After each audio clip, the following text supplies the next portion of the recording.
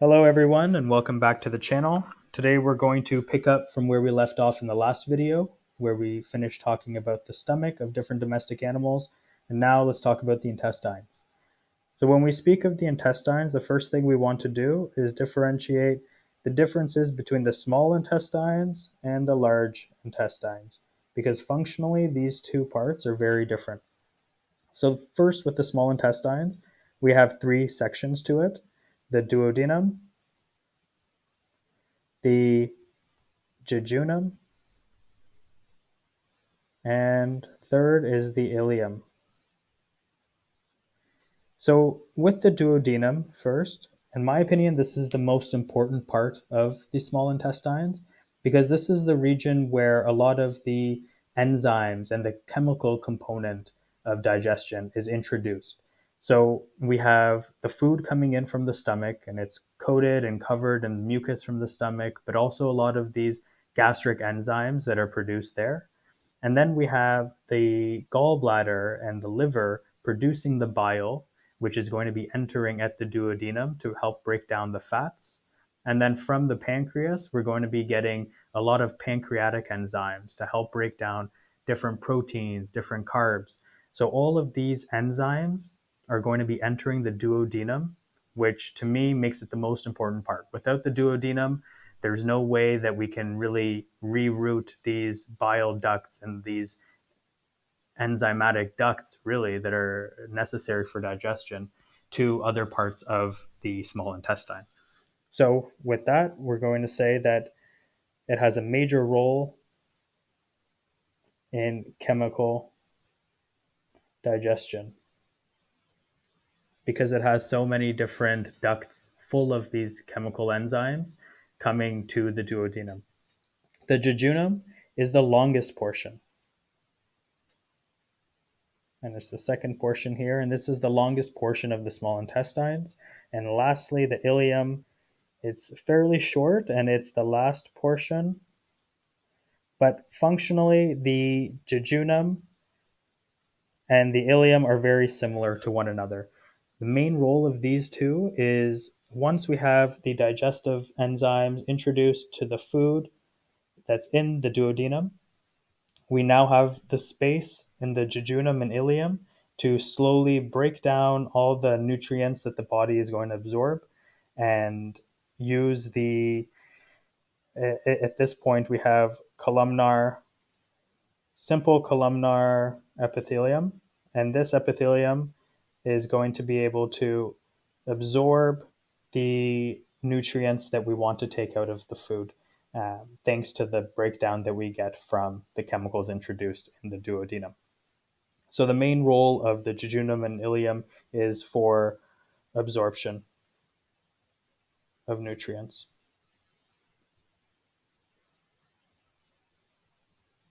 So for both these two and this one. So the main role is absorption of nutrients here. Now, when we talk about the large intestine, we also have three different sections. The first one is the cecum, and the cecum is going to be the connecting point going from the small intestine into the large intestine. Then we have the colon, and lastly, we have the rectum. So when we talk about the cecum, basically it tends to be a blind sac, just a little extension of the colon near the ileum. So it's this blind sac that doesn't really have any any path that it goes to. It's kind of like a dead end. In some species, we'll see that it's an important part of the digestive system because it houses different types of digestive bacteria or probiotics in the intestines.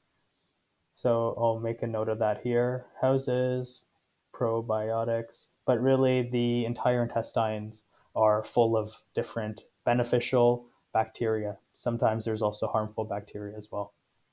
The colon is split up into three separate parts. So the first part is going to be the ascending colon, the transverse, and the descending colon.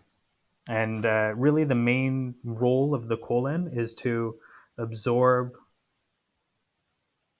water out from the food that's being passed through the intestines. And lastly, the rectum. This is really the final portion of of the large intestines and the entire digestive system. Clean that up. And the rectum is going to connect with the anus to excrete the food. Great. So now we know about the small intestine and the large intestine. And next, I'm going to talk about a little about how really when we go from the embryonic state or very early on in development, we have a certain type of digestive tract. And the digestive tract is very simple. But when we open up an animal or when we see intestines, what we see is this complex crisscrossing of the small and the large intestines and the different parts of these regions of the intestines. So I'm going to try to introduce why there's all this twisting and turning and how we go from the early development to the mature state of the intestines. So let me clear this up.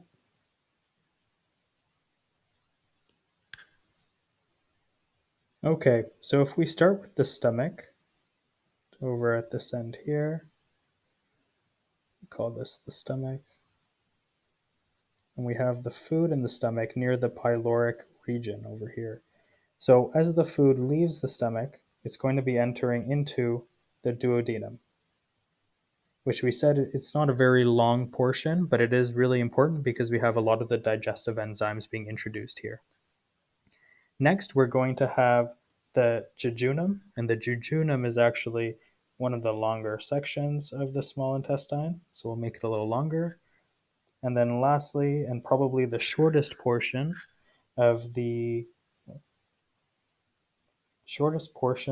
small intestines, we'll put this in blue for now, is going to be the ileum right here. Then we get started with the large intestine. So the large intestine, we're going to have the cecum start us off. We'll say this is the cecum, but the cecum is very closely connected with the ascending colon of the large intestine. So we'll do this in red here, the ascending colon. The transverse colon, I'll put this in, let's say, brown. So the transverse colon is rather short. It's going to go from the left to the right side of the body, hence the name transverse. And lastly, we'll have the descending colon, and I'll put this in, we'll go back to green. So then we'll have the descending colon running towards the rectum, and we'll put this in black, the rectum, and finally out the anus. Okay, so let's just label these here. What's important here is that early on in development, we have a rather simple digestive system because it's still underdeveloped. So it's very straight, just like we see here. It's very straight and going towards the end of the animal. But even the rectum and anus aren't even fully developed in this little fetus or early stages of embryonic development. So what actually ends up happening is the fetus has to rely on the mother, of course, for the removal of different wastes and the absorption of nutrients. So the jejunum is very important in this role because the jejunum is connected to the umbilical structures that are supplying the fetus with nutrients as far as blood is concerned, but also nutrients from the mother for food. So the jejunum, it's actually going to have a connection that runs through the umbilical ring. So if we had let's draw this here, make it a little smaller. So if we had, maybe I'll put it in pink. If here we had an umbilical ring, the jejunum is going to have an extension that goes through this umbilical ring. And this extension, and really the the formation of this connection with the umbilicus is going to provide this force that's pulling down on the jejunum. So we're going to have this jejunum actually going from what we had here that was straight in the duodenum. We're going to get a little curve like we see in this lower picture. And then the jejunum is going to really sink down low and have a connection through the umbilical ring over here. So I'll label this as the umbilical ring. So that's really the main reason that the jejunum is being pulled down towards the umbilicus. So now that we have the jejunum so low, this also brings the rest of the small and large intestine with it. So the ileum is also going to be pulled down, and we'll see it more towards here.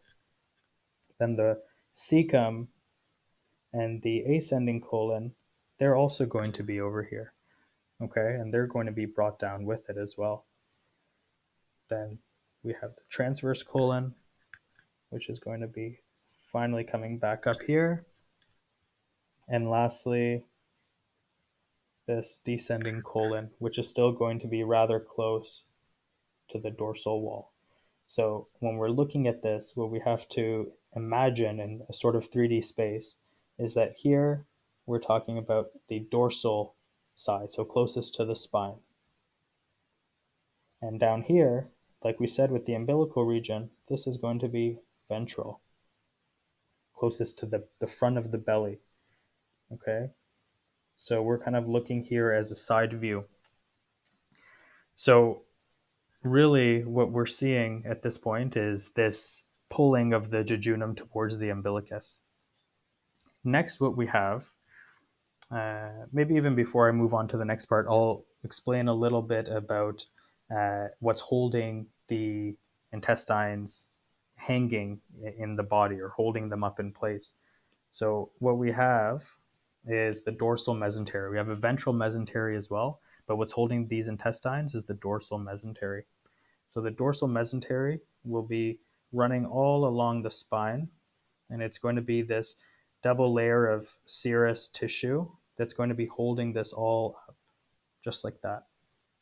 So this is really important because what we'll see is that the jejunum is going to be covered in this serous layer of the mesojejunum or the mesentery. And what we call this double layer of serous membrane is the dorsal mesentery right here. Okay. So let's move on at this point from this sinking stage where we have the jejunum running down towards the umbilical ring and continue with the next set of torsions that we have that actually makes the small intestines twist.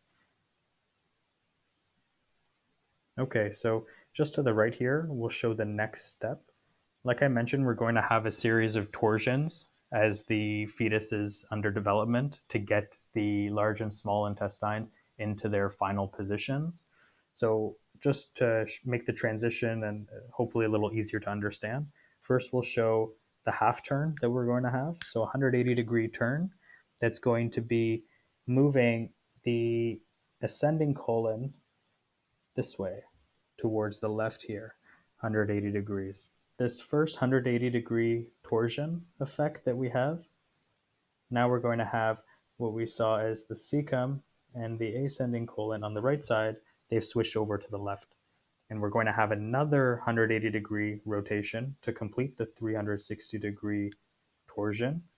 And this is going to end up putting the cecum and the ascending colon back towards the right, but tilted at a different angle, sort of like this. So now what we've seen after the full 360-degree flip of the small and large intestines around the jejunum is that we have the cecum and the ascending colon finally in their final positions up here.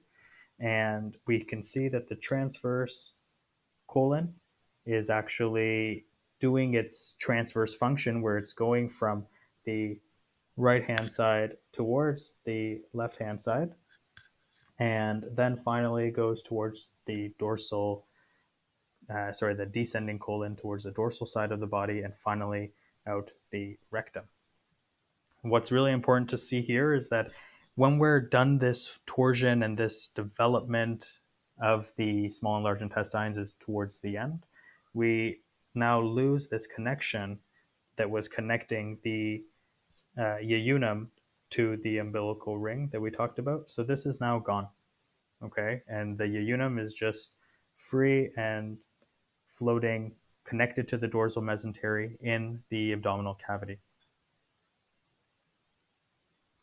So the last thing that I'll talk about is the blood supply, supplying the large and the small intestines. So the major supply of blood is actually coming from the cranial mesenteric artery. And this is a direct branch of the abdominal aorta. So if we have the abdominal aorta, let's just focus on this last image here. We'll kind of try to block it off. So if we have the abdominal aorta, okay, we'll call it ab aorta. This is going to give two major branches. The first is going to be the cranial mesenteric artery.